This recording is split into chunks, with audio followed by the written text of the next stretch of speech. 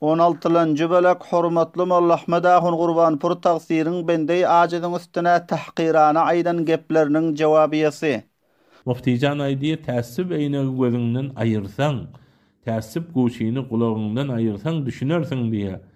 Muftijan tersine düşünýärmi? Ya bir tersine eşdiýekmi? Haqiqatyny gowy görjek bolsaň, eýneňi gözüňde goý, gowja ibaratlar görersiň, şaýat gözüň insanyň zäif bolsun. Awa ya gulagyň haqiqaty eşitmeýän bolsa, gulagyň zäif bolup inha goşyny sämäkin gulagyňda goý. Şun olary aýyrsaň, gözüň zäif bolar, gulagyňdan sämäkin aýyrsaň inha gulagyň zäif eşder. Gowja görüp gowja eşitjek bolsaň, inha eýneňi gözüňde goý, sämäkin gulagyňda goý. Şu aýdylan zatlary ýene bir dinle. Hamidan we musalliyan hormatly ahunda rast we dogry aýtýorsyň ki gözünde zaýyplyk bar adam gözüne aýnak takmak bilen göze ýagşy görer. Hulasa nimkörligiň ilajy aýnak takynmak bilen mümkin ýagşy görse. Hudaýyna hasta gaýsy bir insanyň kalby ýani ýüregi kör bolsa, onuň tedawisi müşkildir. Kalby kör bolan adam, ýüregi kör bolan adam hak gepge düşünmeýär we hakykat oňa täsir etmeýär. Huda najat bersin kalby körlükden. Huda najat bersin ýüregi körlükden. Hormatly ahunda, men seniň şahsiýetine işim ýok. Ýöne özüň söze awal başladyň.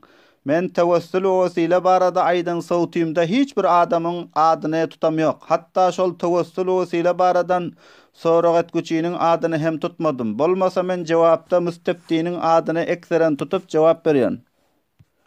Şol sowtyda müstebdiniň adyny hem zikretmedim. Şol sowtyda Molla Ahmed Ahun Gurbanpur taqsirler seniň adyňy zikretmedim. Ýöne özüň howasy ekeniň bir musulmany betlemek, belki bir alymyň şan-y şöwketinden däldir ki öz musulman doganyny tahqir etmek. Çün Peýgamber aleyhissalatu vesselam aýtdy.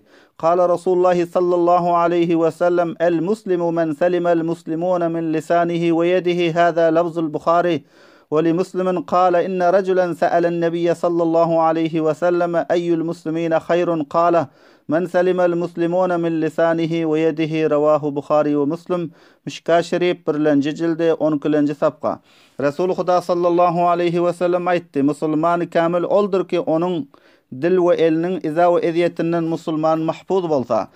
Bir adam Nebi Kerim sallallahu aleyhi ve sellemden sorady: Musulmanlardan gaýsy ýagşydyr diýip. Resul Huda sallallahu aleyhi ve sellem jogapda aýtdy: ol adamy ki musulmanlar onuň dil we eliniň zararyndan mahfuz bolsa. Binaen musulmany tahqir we masqara we istihza etmek bir musulmanyň şä'nine munasyp däldir. Hormatly ahunda da sen bolsa haqqani ulemalary tahqir we tawhin etsen hoş bolýarmyň. Hemçinan Şeyhul Hadis Mevlana Sayyid Mahmud Ağa hafizahullah'ni kança bir subuk we ýeňil elpazlar bilen tahqir etdiň. O şekilde Hafizul Kur'an Piri Tariqat Mevlana Muhammed Ishaq Sayyid hafizahullah'ni köp bir musulmanyň şäninde munasyp bolmayan gepler bilen masqara we istihza etdiň. We hemçinan Hafizul Kur'an Mevlana Mufti Hafiz Amanullah Sayyid Yolmany Muzdur İnglis diýip hitap etdiň. Onuň zımnynda ulama-y Diýobentni betnam etdiň. Talibur Rahman gaýry muqallidyň kitabyny elinde göterip mektebe ulama-y Diýobentdiň şagirtleri hamuş oturmadylar. Çar tarapdan duş-duşdan sana dendan şiken jogap berdiler. Soňra ekabir ulama-y Diýobentni kabul etýän diýip sözüňe sapaýy berdiň. Ahirde gelip bendey ajizyny şöyle bir bimunasyp suhanlar bilen millet-i Türkmeniyanyň gözüne marifi etjek boldyň. Şeyh Sadi rahimahullah'nın kavluna binaen cevabı cahilan hamuşi u bes deyip bir cevap koysam hem bolyordu. Ekabirlerimizin ve ustad ve meşayihlerimizin ona cevap qaytar diýmekne binaen senin her gepine cevap berdim. Elhamdülillahi vel minna. Hormatly ahunda da bir musulmanyň hakynda subuk we ýeňil gepler, tahqir we tasgir, istihza we masqara ajizyň işidir.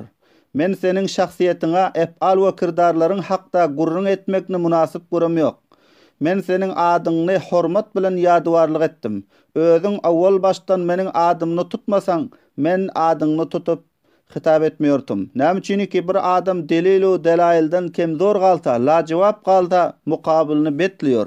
Yani mukabilge cevap tapmasa onu betliyor, ona söküyor. Bul acizliğin alama we nişanalarındandır. Hemçinan hatunlar we meýda oglanlar urstalar pes galsa jany mukabiline söküyor. Binaen hormatly ahunda da haqqani ulamalar bilen mufti kiramlar bilen bahsu mubahisa etsen ilmi ve tahqiqi gurrun etmelidir. Kitapları tahqiq edende hem zayıf ve mercuhtan delil tutmalı deldir. Ve hem ulamaların teferrudatlarından petva vermeli deldir. Ve minallahit tevfik.